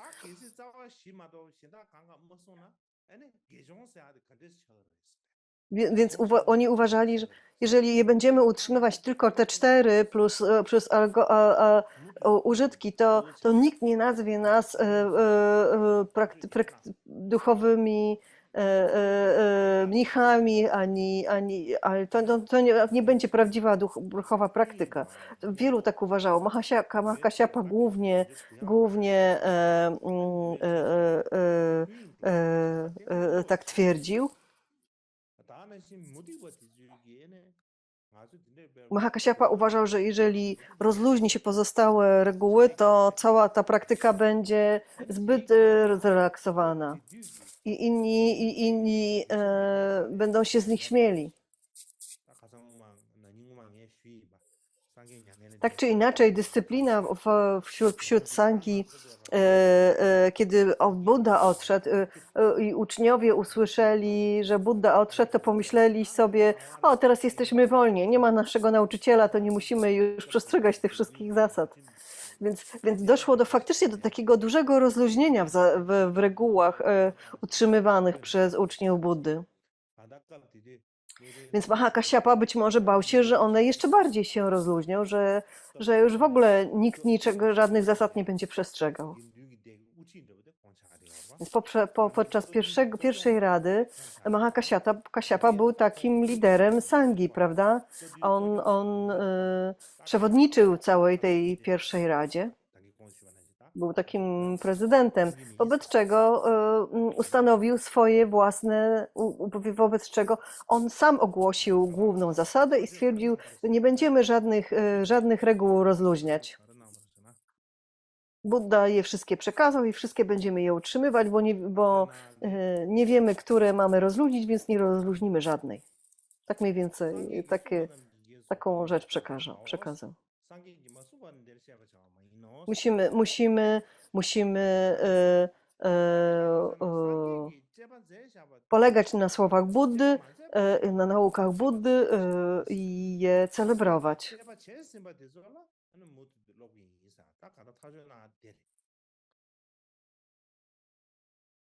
Więc taka była ostatecznie decyzja na koniec pierwszej rady.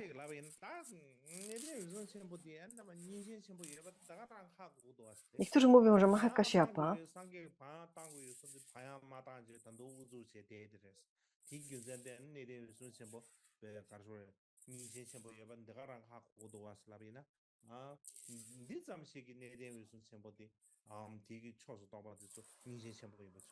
Więc teraz pojawia się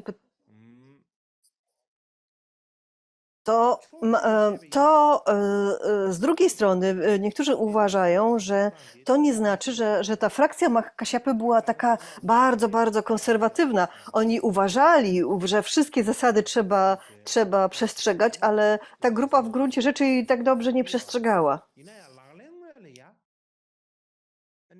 Oni nie byli aż tak restrykcyjni w praktyce. Ta frakcja nie była aż taka skrajna.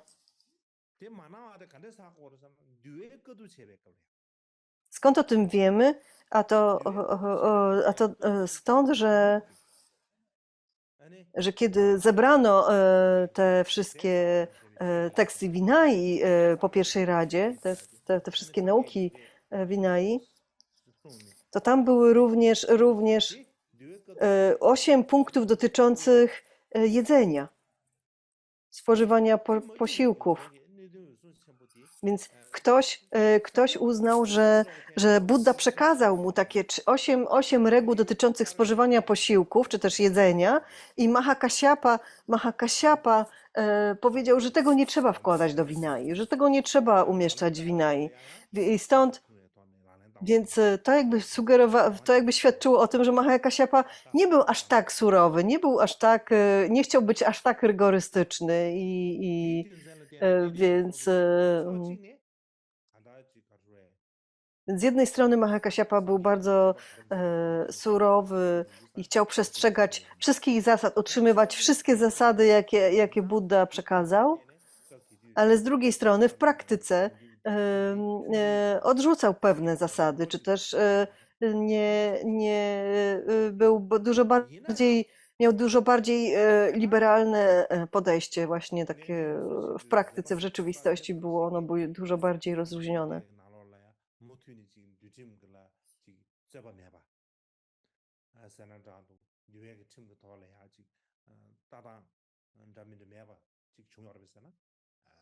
Tak czy inaczej, to już wtedy podczas pierwszej Rady ta sytuacja wskazywała na tym, że nie było jednomyślności w Sandze co do tego, jakie reguły powinny być przestrzegane, a jakie nie, albo w jaki sposób lub w jaki nie. I to z czasem zaczęło te różnice zaczęły być coraz większe i te trudności, te problemy wewnątrz Sangi były coraz większe. Po pierwsze, tak jak powiedziałem, pierwszym problemem było to, że buddyzm zaczął się przemieszczać geograficznie do różnych regionów, w których panowały różne tradycje. Poza tym z miast zaczął się przenosić również do tych bardziej takich wiejskich regionów, gdzie pojawiły się gdzie utrzymywane były jeszcze inne tradycje, jeszcze inna kultura. Więc ze względu na te wszystkie zmiany lokalne, związane z lokalnymi tradycjami, zwyczajami, buddyzm musiał się zmieniać. I musiała nastąpić w naturalny sposób taka rewizja tych zasad Vinai, że czasami trzeba było dodać jakieś nowe zasady, czy czasami trzeba było rozluźnić inne zasady. Tak czy inaczej,